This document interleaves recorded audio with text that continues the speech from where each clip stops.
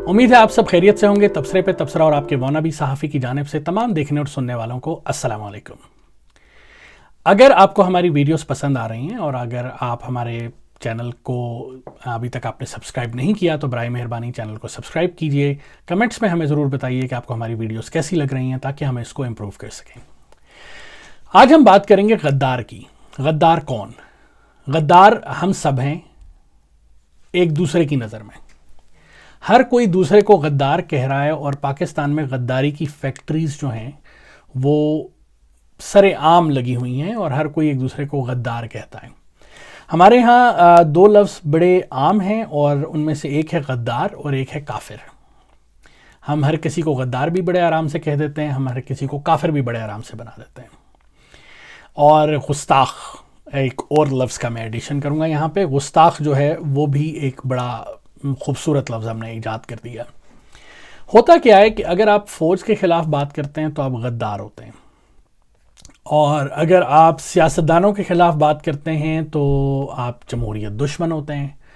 अगर आप उस सियासी जमात के ख़िलाफ़ बात करते हैं जिसको फ़ौज की सपोर्ट हासिल होती है तो फिर भी आप गद्दार होते हैं। और माज़रत के साथ अब तो बहुत से लोगों ने हलाली और हरामी का फ़र्क भी इन्हीं सियासी जमातों के साथ जोड़ दिया है कि अगर तुम इस सियासी जमात को सपोर्ट नहीं करोगे तो तुम जाओ और माज़रत के साथ मैं ये अल्फाज यूज़ करूँ, अपनी माँ से पूछो कि तुम्हारा बाप कौन है। और इस तरह की फजूलियात और घटिया किस्म की बातें हमारे लोगों ने आजकल बहुत ज़्यादा करनी शुरू कर दी हैं। इसी तरह से अगर कोई मज़हब के बारे में सवाल करता है तो या तो वो काफिर हो जाता है या गुस्ताख हो जाता है। अगर हम सवालात और एतराज़ात के ऊपर बंद बांधना शुरू कर देंगे तो उसका नुकसान ये होता है कि हम लोग असल में सोच पर पहरा और सोच पर पाबंदी लगा रहे होते हैं। और सोच पर पहरे और पाबंदी लगाने से दो किस्म के लोग पैदा होते हैं, एक तो बागी होते हैं, दूसरे जाहिल होते हैं। तो ना हमें बगावत चाहिए ना हमें जहालत चाहिए, हमें वो लोग चाहिए जिनको समझ आ रही हो या जो चीज़ों को समझना और उनको डिस्कस करना चाहते हो, तभी हम मिलकर तरक्की कर सकते हैं। तो जिस तरह से मुझे पिछले दिनों अगर फ़ौज के ऊपर कोई एतराज़ किया जाए, जिस तरह से मैं एक एग्जांपल के तौर पे कह रहा हूँ, अगर हम कहते हैं जी बलूचिस्तान में क्या हो रहा है, मामा कदीर की एग्जांपल लेते हैं। मामा कदीर के बारे में कहा जाता है कि उसने भारत से मदद मांगी। अब हम में से कोई ये सोचने को तैयार नहीं है भारत से क्यों मदद मांगी। हम कहते हैं वो गद्दार है।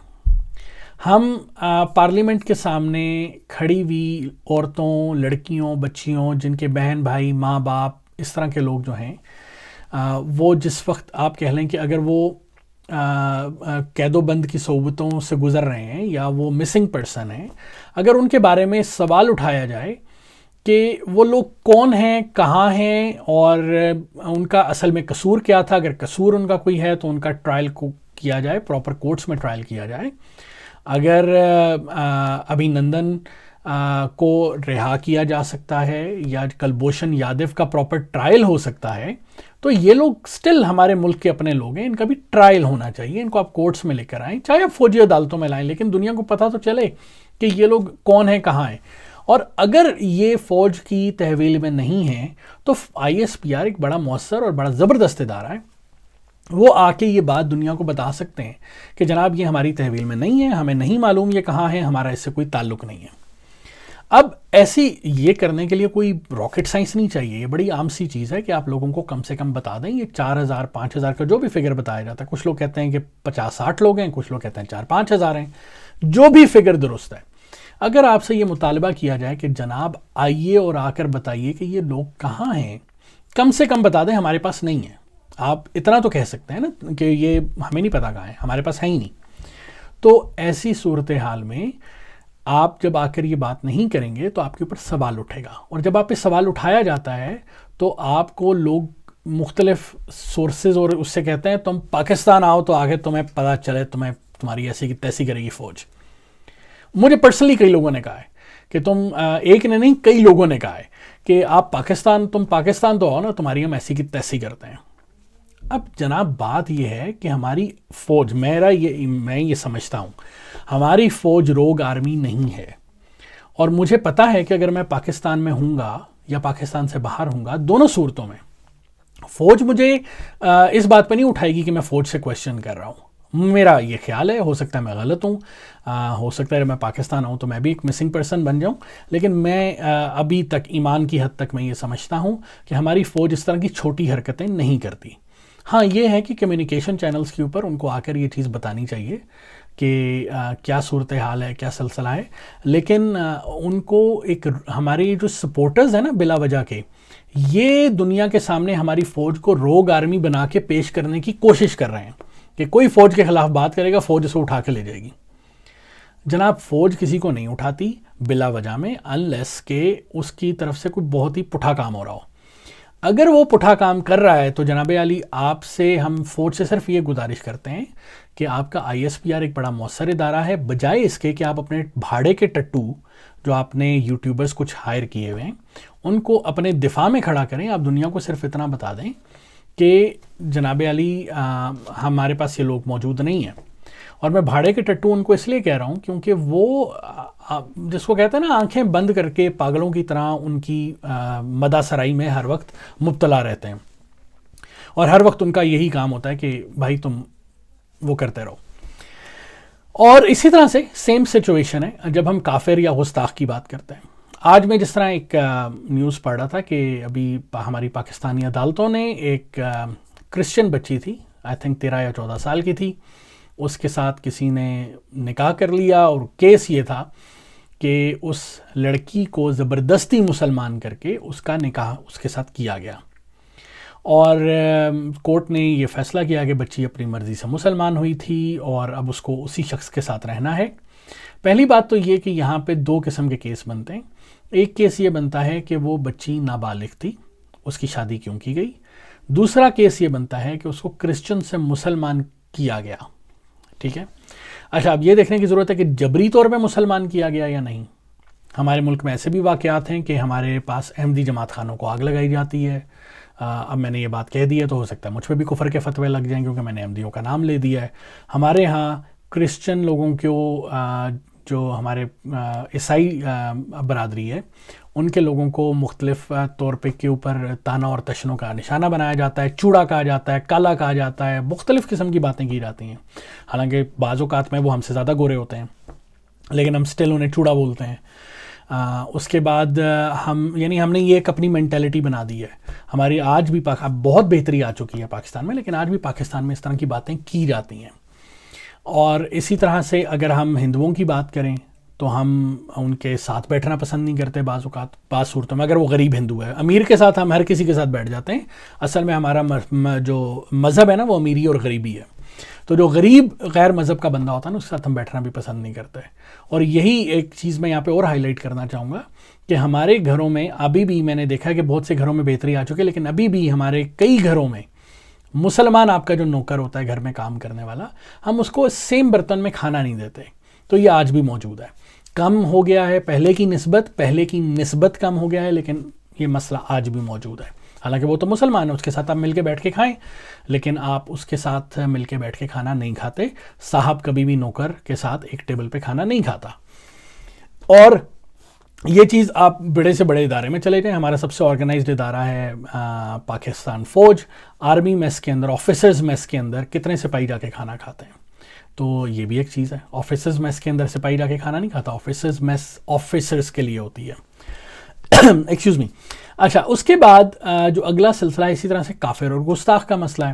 تو اگر میں نے سوال اٹھا دیا اس پورے اس سلسلے کے اوپر کہ جناب اس بچی کے ساتھ زیادتی ہوئی ہے، کیونکہ کہا یہ جا رہا ہے کہ اس بچی جب یہ فیصلہ سنایا گیا تو اس بچی کی آنکھوں میں آنسو تھے.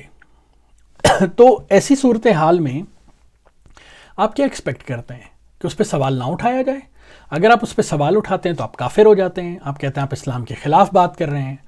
اسی طرح سے جو مختلف قسم کی فضولیات باتیں ہمارے ملا حضرات کر رہے ہوتے ہیں، خادم حسین رضوی جیسے فضول قسم کے لوگ یہ عجیب و غریب باتیں کر رہے ہوتے ہیں. میں معذرت کے ساتھ اس کو فضول اس لیے کہہ رہا ہوں کیونکہ وہ باقاعدہ طور کے اوپر جھوٹے واقعات اور جھوٹی حدیثوں کا سہارا لے کر اپنے موقف کی تائید کروانا چاہتا ہے. جس طرح سے ایک اور جھوٹے واقعات میں اسپیشلی کہوں گا، جس طرح سے جی ممتاز قادری اپنی قبر سے نکلا اور تلواریں لے کے نکلا. آپ کہاں لے کر جا رہے ہیں بات کو؟ آپ اسلام کو تلوار اور مار دھاڑ کا مذہب کیوں بنانا چاہ رہے ہیں؟ اسلام ایسا نہیں ہے۔ اچھا، دوسری چیز، اگر آپ سے یہ سوال کیا، ابھی یہ پچھلے دنوں جو ایک احمدی کو انہوں نے مار دیا، ٹھیک ہے، آپ اس کے بارے میں کیا کہیں گے؟ اب اس بندے کو اگر اس نے مار دیا ہے تو پہلی بات تو یہ ہے کہ اس کے لیے 10,000 قسم کی باتیں ہیں، لیکن آپ نے اس شخص کو غازی بنا دیا، اور وہ غازی صاحب بکواس کیا کر رہے ہیں کہ رسول نے مجھے خود آ کے خواب میں بتایا کہ جاؤ اور اس شخص کو مار دو۔ لائک نعوذ باللہ، آپ رسول خدا پہ صلی اللہ علیہ وآلہ وسلم پہ بہتان باندھ رہے ہیں۔ خود سوچیں نا، آپ کس طرح کی فضولیات اور بکواسیات جو ہیں وہ نعوذ باللہ آپ رسول سے ایسوسیٹ کرنے کی کوشش کر رہے ہیں کہ رسول لوگوں کو خواب میں آ کے بتاتے ہیں کہ اس کو مار دو، اس کو مار دو۔ تو یہ جو کافر، غدار اور گستاخ، یہ جو چیزیں نا، نعرہ لگا دیں کسی کے بارے میں بھی، جو گستاخ رسول ہے آپ کی، کیونکہ اس سے ذاتی دشمنی تھی، مروا دیں آپ جا کے اس کو۔ تو یہ مسائل ہمیں سوچنے کی ضرورت ہے۔ ہمیں ایسے غازیوں کی ضرورت نہیں ہے جو کہ ذہنی مریض ہوں، اور ذہنی مریض سے مراد یہ نہیں ہے کہ، اور یہ دہشت گرد سارے کے سارے ذہنی مریض ہوتے ہیں، تو اس کا یہ مطلب نہیں ہوتا ان کو سزا نہیں ملنی چاہیے۔ یہ معاشرے کا ناسور ہیں جن کو ہم نے ہیرو بنایا ہوا ہے، ہم ان کے ایک پپی ادھر اور ایک پپی ادھر لے کر تصویریں کھنچواتے ہیں۔ ہر کسی نے اپنی ڈی پی بنائی ہوئی ہے جو ہے اس فضول قسم کے غازی کی۔ اب مجھ پہ کفر کے فتوے لگ سکتے ہیں، اور ہو سکتا ہے کہ مجھے کوئی مار بھی دے یہاں پہ، لیکن اس کے باوجود میں یہ بات یہاں پر اس لیے کر رہا ہوں کیونکہ یہ ہمارا رویہ ہمارے لیے وبال جان بنتا جا رہا ہے۔ تو ہمیں اس طرح کے لوگوں کی بالکل ضرورت نہیں ہے۔